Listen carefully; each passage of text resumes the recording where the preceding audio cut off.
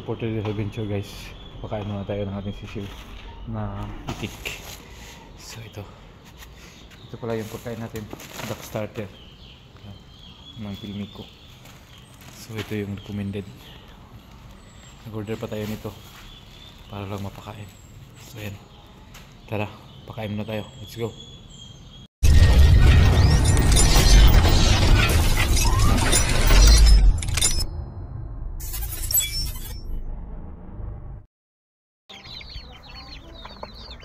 So after 4 days na ating pag-ano ng itik guys, so ayan, lumalapit na sila sa atin, no? Ayan, 4 days pa lang yan sila guys.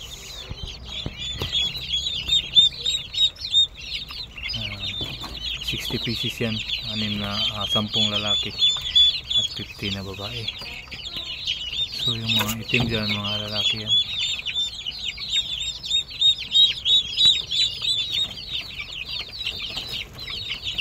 Yung tubigan natin, yung pagkainan natin, nag-message yan sila. Yung pag may isa pa rin.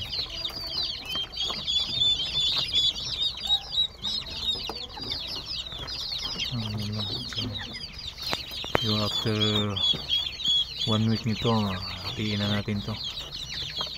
Hatiin natin sa dalawa para mas maluwang sila. Yung medyo masikip na sila. Pagka after 1 week, na natin to,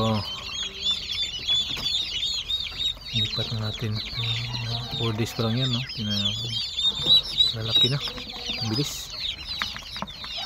So yung pakain pala natin guys is Abimax ng Pilmico.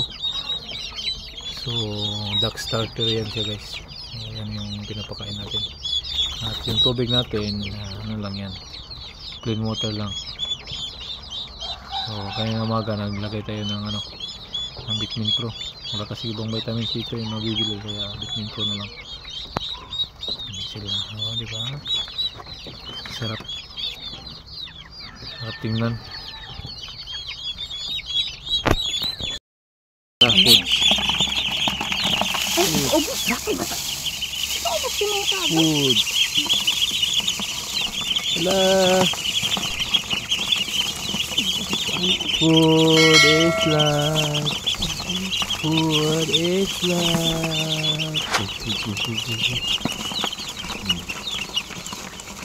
10 days.